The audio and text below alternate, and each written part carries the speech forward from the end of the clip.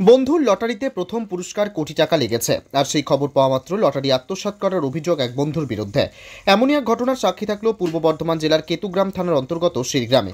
19 তারিখের 30 টাকা দিয়ে এক ঘর লটারি কাটেন কিরণ শেখ। তিনি কর্মসূত্রে কলকাতায় থাকেন। দুই বন্ধু মিলে 60 টাকা দিয়ে দুই ঘর লটারি কাটে। লটারির ফল প্রকাশিত হলে সহকর্মীর ফোন আসে বলে যে লটারিতে 1000 টাকা ঘর লেগেছে। এই খবর পাওয়া মাত্রই কিরণ শেখ বলে, এতদিন ধরে লটারি কাটছি, এই লটারি কাটতে কাটতে সর্বশেষ হয়ে গেছে।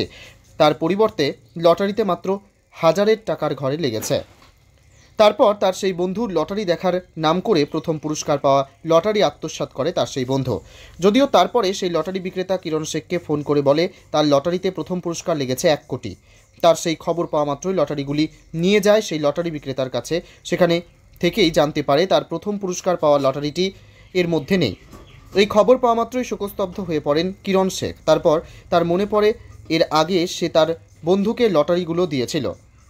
দেখতে এই নিয়ে কি বলছে আসুন দেখে নেওয়া যাক। আপনি কত টাকা লটারি কেটে কোটিপতি হলেন? 30 টাকা লটারি কেটে কোটিপতি। কোথায় কেটেছিলেন টিকিটটা? ঝালগাছিতে, কলকাতা ঝালগাছি। যে আপনি কবে কেটেছিলেন টিকিটটা? টিকিটটা 19 তারিখ কেটেছিলাম। যে জানতে পারলেন কখন যে আপনার টিকিট 1 কোটি টাকা হয়েছে? জানতে পারলাম, আমার একটা বন্ধু ছিল, আমি যেখানে কাজ করতাম কলকাতায় কোম্পানিতে, মানি গ্রুপ বলে, ঠিক আছে। তো এই কোম্পানিতে একটা ছেলে, মানে ওই দুই বন্ধু, আমরা টিকিটটা ও কেটেছিল, আমিও কেটেছিলাম। তো ও কিন্তু জেনেছিল যে আমি এই নাম্বারটা নিয়েছিলাম। তো 1টার দিকে আমি খাওয়া দাওয়া করে ঘুমিয়েছি, মানে ঘুমাতে যাচ্ছিলাম, মানে ঘুমাই তো। প্রত্যেক দিন লটারি কাটি, 30 টাকা করে কাটি, পয়সা তো নাই। 30 টাকা করে আশা করে কাটি, এবার পড়ে না। সেদিন কিন্তু আমি মানে মিলাইনি, মানে মানে কোনো মন করছে না মিলানোর, শুয়ে পড়েছি। ওই ছেলেটা আমাকে ফোন করে, যার সঙ্গে ও জানে আর কি, মানে ওর 45 আমার 44। ও আমাকে ফোন করে, তোমার ভাই 1000-এ ঘর লেগে গেছে। আমি অতটা 1000-এ ঘর লেগে গেছে, আমার একটু এত লটারি কাটলাম, 1000-এ ঘর লাগলো, বড় লাগলো না, কিন্তু লেগেছে 1000-এর, আমি তো ভাবতে পারিনি।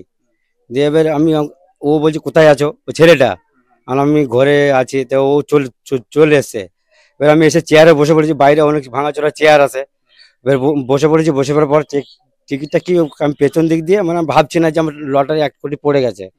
কিন্তু ও এসে একটা কিন্তু ছিঁড়িনি চলে গেছে, আমি ভাবতে পারিনি, মানে বুঝতে পারিনি, ঠিক আছে। তারপর লটারি এজেন্ট আমাকে ফোন করে, বাবলুদা বলে, ঠিক আছে। তো ওই বাবলুদা বলছে, কিরণ দা আপনার লটারি লেগেছে? আমার বললাম, কই লটারি তো লাগেনি। হ্যাঁ, আমি নাম্বার তো মিলে গেছে। তাহলে আমার নাম্বার মিলে গেছে সবই, তাহলে আমার একটা টিকিট, মানে এল টিকিটটা কই, 54 এল মানে যেটা আপনার ফার্স্ট প্রাইজ হয়েছে? ফার্স্ট প্রাইজ হয়েছে ওই টিকিটটা। মানে ও বলছে, এজেন্ট বলছে টিকিটটা কই, ওই টিকিটটা কই ভাই, তোমার মাথা খারাপ হয়ে গেছে ওর আর কি। হ্যাঁ, আমি বললাম ভাই একজন দেখতে এসেছিল আমার বন্ধু, কে, কোন ছেলেটা? তো চলো, আমি বললাম ওই ছেলেটা, কারেন্ট মিস্ত্রি। ওকে সবাই মিলে ধরলো, ভয় দেখালো, পুলিশের ভয় দিল। তারপরে আমাদের গ্রামে একটা সেলিম বলে একটা ছেলে ছিল, ঠিক আছে, ও ছিল, ও মানে ভয় দেখালো। তারপরে টিকিটটা কিছু টাকা আর কি, 1-1.5 লাখ টাকার মতো মানে দেওয়ার কথা হয়েছিল ওর সাথে, ঠিক আছে। যে তারপরে ও বের করে দিল। তারপরে কি কেউ দেবে 1-1.5 লাখ টাকা ওকে?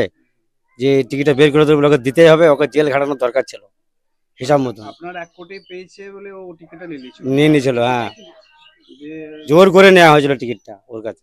যে আপনি 1 কোটি পেয়ে কেমন লাগছে আপনার? কোটি পেয়ে ভালো ভালো লাগছে। আর